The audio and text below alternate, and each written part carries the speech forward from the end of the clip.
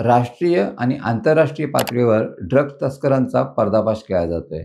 तर दुसरीकडे महाराष्ट्र सरकारने अर्थात फडणवीस सरकारने ड्रग तस्करांविरुद्ध कठोर पाऊल उचललंय। मुख्यमंत्री देवेंद्र फडणवीस यांनी ड्रग तस्करांना थेट मकोका लावण्याचा इशारा दिलाय। एनडीपीएस अंतर्गत अटक झालेल्या आरोपींनी जामिनावर सुटल्यानंतर पुन्हा गुन्हा केल्यास त्यांच्यावरही आता मकोका अंतर्गत कारवाई होणार आहे। चला जाणून घेऊया नेमका तपशील। नमस्कार, मी राजेश सावंत आणि तुम्ही पाहताय प्रहार न्यूज लाईव्ह। फडणवीस सरकार आता महायुतीनं ड्रग तस्करांभोवतीचा फास आवळलाय। ड्रग तस्करी करणाऱ्यांना आता कोणतीही सवलत मिळणार नाही असं मुख्यमंत्री देवेंद्र फडणवीस यांनी विधान परिषदेत स्पष्ट केलंय। इतकंच नव्हे तर एनडीपीएस अंतर्गत अटक झालेल्या आरोपींना जामिनावर सुटल्यानंतर पुन्हा गुन्हा करताना आढळल्यास त्यांच्यावर मकोका लावण्याचा इशाराही मुख्यमंत्री फडणवीस यांनी दिलाय। याबाबतच्या कायद्यातल्या सुधारणा याच अधिवेशनात केल्या जाणार आहेत। राज्यातील प्रत्येक पोलीस ठाण्यात स्वतंत्र एनडीपीएस युनिट स्थापन करण्यात आले। यात गेल्या 2-2.5 वर्षात मोठ्या प्रमाणात कारवाई झाली आहे। जिल्हा स्तरावर समन्वय समित्या स्थापन करण्यात आल्या। केंद्र सरकारच्या मदतीने आंतरराज्यीय आणि राज्यस्तरीय समन्वय अधिक मजबूत झालाय। इंटेलिजन्स शेअरिंगमुळे तस्करांवर एकत्रित कारवाई शक्य होत आहे,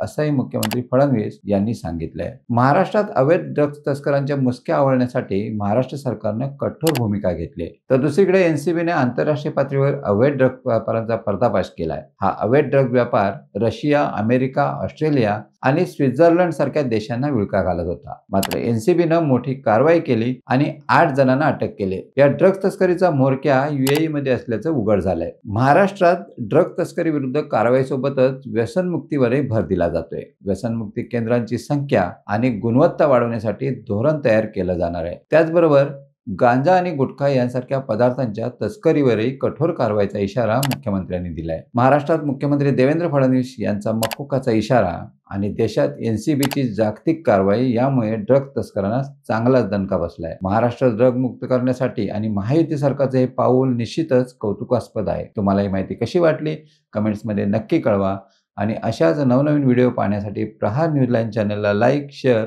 आणि सबस्क्राईब करायला विसरू नका। धन्यवाद।